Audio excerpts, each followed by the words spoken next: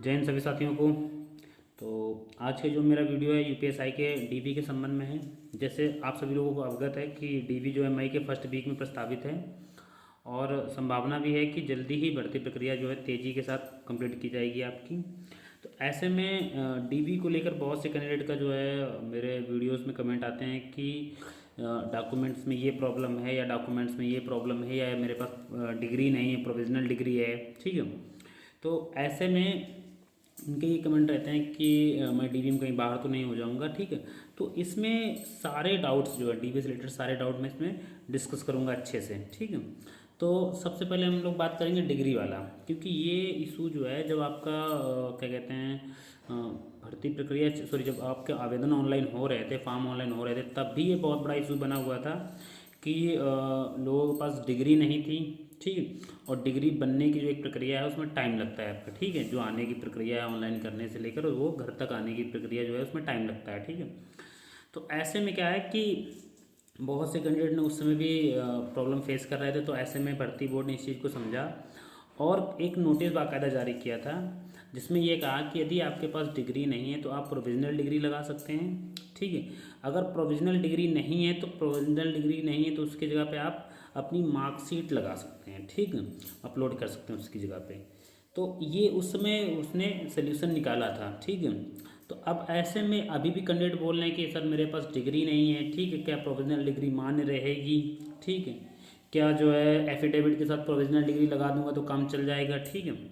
तो सबसे पहले मैं इसी पे आपको बता दूं कि उस नोटिस को आप जो पूरा नोटिस उन्होंने जारी किया था यूपीपीआरबी की जो ऑफिशियल वेबसाइट पे आया था, उस वेबसाइट का जो पूरा नोटिस आप लोग पढ़ेंगे। मैं पूरा नोटिस आपको पढ़ के सुनाता हूँ। ठीक है।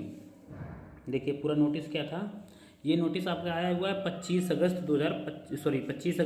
2025 का आया हुआ है। ठीक है। इसमें भर्ती बोर्ड ने कहा है कि स्नातक की अंक तालिका अपलोड करना अनिवार्य है, यानी कि ग्रेजुएशन की जो आपकी मार्कशीट है वो अपलोड करना अनिवार्य है। ठीक है।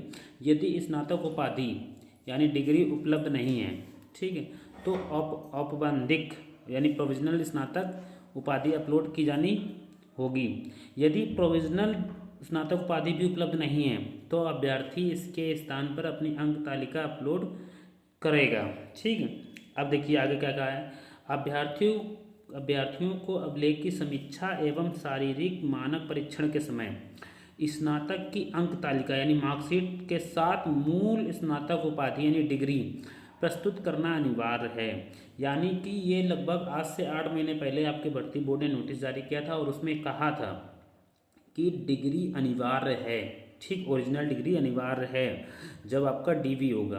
तो ऐसे में जो भी कैंडिडेट प्रोविजनल डिग्री या क्या कहते हैं के साथ में एफिडेविट के साथ में सोचे कि चीज़ें हो जाएंगी तो भर्ती बोर्ड का डिसीजन सर्वमान्य होता है और उसने बाकायदा नोटिस जारी कर रखा है पहले से। तो ऐसे में वो आपको बाहर भी कर सकता, मैं आपको बता दूं। ठीक है।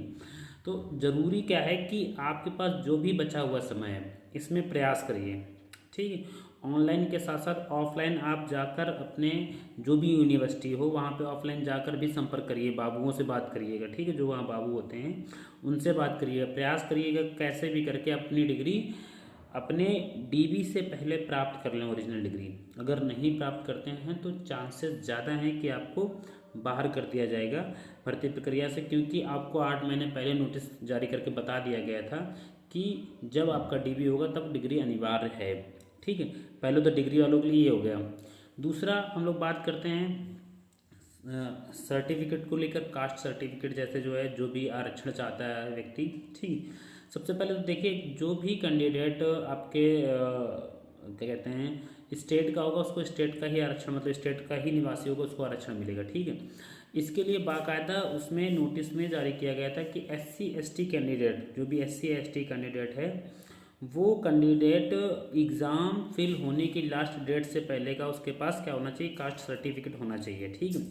उसने प्रारंभिक डेट नहीं दी थी कि कितना पुराना होना चाहिए कितना पुराना नहीं होना चाहिए, लेकिन लास्ट डेट से पहले का आपके पास सर्टिफिकेट होना चाहिए। ठीक है। तो ऐसे में अगर किसी कैंडिडेट का SC ST का पुराना भी है तो वो भी चल जाएगा, 3 साल से भी पुराना 4 साल से भी पुराना तो वो चल जाएगा, क्योंकि उन्होंने डेट मेंशन नहीं कर रखी उसमें। ठीक है। दूसरा फिर आते हैं हम लोग EWS OBC के लिए। उन्होंने बाकायदा उसमें दे रखा था कि 1 अप्रैल 2025 से आपका जो भर्ती डेट की फॉर्म फिल करने की जो लास्ट डेट है, अंतिम तारीख है, उससे पहले का आपके पास क्या होना चाहिए, कास्ट सर्टिफिकेट होना चाहिए या EWS सर्टिफिकेट होना चाहिए, अगर आपको आरक्षण का लाभ लेना है तो। ठीक, अदरवाइज जिन कैंडिडेट के मान लीजिए सपोज करें, जिन कैंडिडेट का जो आरक्षण संबंधित जो भी डॉक्यूमेंट्स वो प्रस्तुत करते हैं वो रिजेक्ट कर दिया जाता है, तो इससे क्या इफेक्ट पड़ता है, इससे इफेक्ट ये पड़ेगा कि आपको भर्ती प्रक्रिया से बाहर नहीं किया जाएगा, लेकिन आपको उठा के जनरल कैटेगरी में डाल दिया जाएगा, यानी कि आपको आरक्षण का लाभ नहीं मिलेगा। ठीक है, ये होता है पूरा, आपको बता दूं। देखिए, डिग्री जिसके पास नहीं उसको तो बाहर किया जा सकता है बिल्कुल, ठीक है। जिसके पास कास्ट सर्टिफिकेट नहीं उसको उठा के जनरल में डाल देंगे, इतना होता है परिवर्तन, आपको बता दूं मैं, ठीक है। इसके बाद एक और चीज़ मैं बता दूं आपको। देखिए, बाकायदा उसने भर्ती बोर्ड ने बोल रखा है कि इस पूरी प्रक्रिया में किसी भी प्रकार की जो चीज़ होगी उसमें भर्ती बोर्ड की बात ही मान्य होगी। ठीक, मैं आपको बता दूं, तो ऐसे में अगर कोई भी डॉक्यूमेंट्स आपका जो उसके नोटिफिकेशन से अलग होता है, यानी भिन्न अगर पाया जाता है, ठीक है, तो वो उसे रिजेक्ट कर सकते हैं। ठीक है, ये उनका राइट है। इसके बाद मैं अब आगे बात कर दूं कि बहुत से लोगों के ये कमेंट आ रहे थे कि मेरे हाई स्कूल में नाम के अक्षर में स्पेलिंग ये है, या पिताजी के नाम की स्पेलिंग में ये गड़बड़ है, या माता जी के नाम की स्पेलिंग में ये गड़बड़ है, या मेनली मान लीजिए मेरे DOB हाई स्कूल में ये है और मेरी आधार कार्ड में ये है। ठीक है, और या मान लीजिए किसी का एड्रेस में कोई दिक्कत हो गई है, ठीक है, किसी का पोस्ट चेंज हो गया, किसी का थाना चेंज हो गया। ठीक है, तो इन त्रुटियों के लिए मैं बता दूं आपको, पहले तो जो भी डॉक्यूमेंट्स आपके लगते हैं वो हाई स्कूल की जो मार्कशीट होती है उसमें जिस जिस जो भी नाम होता है वही नाम चलता है आपका, उसमें जो डेट ऑफ बर्थ होती है वही डेट ऑफ बर्थ आपकी मान्य होती है। तो ऐसे में अगर किसी के आधार कार्ड में एड्रेस, नाम या डेट ऑफ बर्थ में कोई प्रॉब्लम है, या माता पिता के नाम में कोई प्रॉब्लम है, आधार कार्ड की बात कर रहा हूँ, ठीक है, तो ये एक ऐसा डॉक्यूमेंट्स है जिसे आप अपडेट करवा सकते हैं। ठीक है, इसे आप अपडेट करवा लीजिएगा, अभी आपके पास समय है, प्रयास करिएगा अपडेट करवा लीजिए और हाई स्कूल से मैच करता हुए लगाएं, करें उसको, ठीक, बनाएं। ठीक, दूसरी फिर हम लोग बात करते हैं कि जैसे नाम में मान लीजिए स्पेलिंग में कोई एरर है, ठीक, जैसे हाई स्कूल या इंटर के स्पेलिंग में कोई एरर है, या कोई DOB में कोई और इशू है, या कोई डॉक्यूमेंट्स में कोई और एरर है, या नाम गलत हो आपसे फिल हो गया, या फॉर्म भरते समय उसने कोई गलती कर दी, ठीक है, तो ऐसे में ऑनलाइन करने वाले कुछ गलती करते, तो ऐसे में आपको एक अपने तहसील से एफिडेविट बनवाना पड़ेगा और उसमें मेंशन करना पड़ेगा कि ये त्रुटि ऐसे हो गई है, ठीक है, और मैं इसे जो है स्वीकार करता हूँ, और जो है मेरा ओरिजिनल डॉक्यूमेंट्स ये है, या मान लीजिए ये चीज़ें ऐसी हैं। ठीक है, मतलब जो भी गलती है, जो भी एरर है, उससे आप एफिडेविट पे एक्सेप्ट करेंगे और वही एफिडेविट जो है आपका वहाँ पे सबमिट होगा। ठीक है, एज अ वो एविडेंस आपके पास रहेगा, मतलब वहाँ पे एज अ एविडेंस सबमिट किया जाएगा कि नहीं, ये जो डिग्री आप प्रस्तुत कर रहे हैं या जो मार्कशीट प्रस्तुत कर रहे हैं इसमें नाम की स्पेलिंग में एरर है, बाकी ये आपकी ही है। ठीक है, मैं आपको बता दूँ, तो ये क्या है, एक एफिडेविट लगेगा, बाकी डिग्री वाले प्रयास करें कि अपनी डिग्री बनवा लें।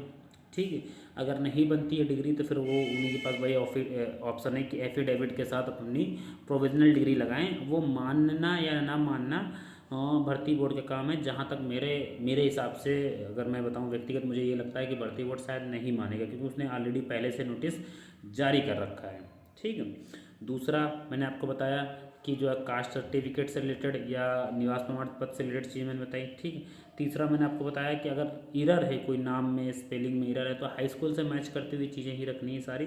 अपना एक ज़्यादा तो एफिडेविट बनवा लीजिए, आधार कार्ड में कोई एरर है तो आप उसे अपडेट करवा लीजिए। ठीक है, ये काम आप कोशिश करें कि जल्दी से जल्दी करें। आप ये मत इंतज़ार करें कि मेरा जब रिजल्ट आ जाएगा देन उसके बाद जो हम करवाएंगे, क्योंकि मैं आपको बता दूं रिजल्ट के बाद आपको बहुत ज़्यादा समय DV के लिए नहीं मिलने वाला है। ठीक, मैं आपको बता देता हूँ, रिजल्ट के बाद मुझे लगता है कि 1 हफ्ते या 10 दिन का भी समय आपको मुश्किल है जो मिले DV के लिए। ठीक है, तो ऐसे में ज़रूरी है कि आप अपने आप को पहले से प्रिपेयर करें, यदि आपको लगता है कि मेरे नंबर अच्छे हैं तो।